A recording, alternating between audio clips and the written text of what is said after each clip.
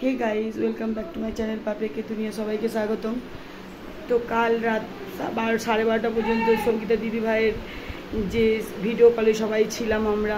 আমার খুব ভালো লাগলো যে তোমাদের ঘরের ভাই কারো ঘরের ছেলে তাকে ক্ষমা করে দিয়েছে সংগীতা দিদি ভাই, বা ওকে নতুন জীবন দান করছে।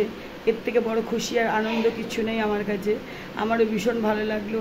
আমি মন থেকে ঈশ্বরের কাছে প্রার্থনা করব যেন প্রীতম জীবনে সমস্ত বাধা কাটিয়ে অনেক বড় একটা মনের মানুষ হয়ে উঠতে পারে, মানে বড় একটা জায়গায় ও যেতে পারে। তো মানুষ মাত্রই অন্যায় করে, তো সেই সমস্ত অন্যায় ক্ষমা করে দিও তোমরা সবাই, ভিউয়ার্সরা বা যা তোমাদের ভাই বোনেরা সবাই প্রীতমকে ক্ষমা করে দিও। ও মানে প্রচণ্ডভাবে মনের দিক থেকে ভেঙে পড়েছে। দেখলাম তো হাত জোর করে ও একটা ভিডিও ছেড়েছে, হাত জোর করে সবাই কাছে ক্ষমা চাইছে। সেই হিসাবে আমিও চাই ওকে জীবনে ও বড় হোক। তো সমস্ত ক্ষমা করে দাও তোমরা, সমস্ত অপরাধ ওকে ক্ষমা করে দাও।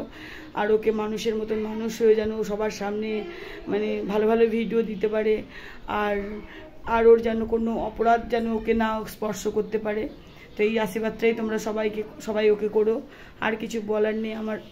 আমিও ভীষণ মনের দিক থেকে দুর্বল হয়ে পড়েছিলাম যে যতদিন ও ভিডিও করছিল না বা ও একটা বিপদের মধ্যে জড়িয়েছিল, মনের দিক থেকে আমি শান্তি পাচ্ছিলাম না। এবেলা ওবেলা সংগীতা দিদি ভাইকে প্রত্যেক দিন একদিন বাদ একদিন, এমন কোনো দিন নেই সংগীতা দিদি ভাইকে আমি বলিনি যে দিদি ভাই ওকে ক্ষমা করে দাও, ওর সমস্ত অপরাধ তুমি ক্ষমা করে দাও, তুমি একমাত্র পারো, তুমি আমাদের ভগবান, তুমি একমাত্র ওকে ক্ষমা করে দিতে পারো। তাই ক্ষমা করে দিয়েছে দিদিভাই, আমার খুবই ভালো লাগলো। আমিও দিদিভাইয়ের কাছে অনেক কৃতজ্ঞতা যে দিদিভাই আমাদের কথাটা রেখেছে। আর কিছু বললাম না। যদি তোমাদের ভিডিওটা ভালো লাগে তোমরাও লাইক কমেন্ট শেয়ার করো, পাশে থাকা বেল আইকনটা টং করে বাজিয়ে দিও। চলো টাটা।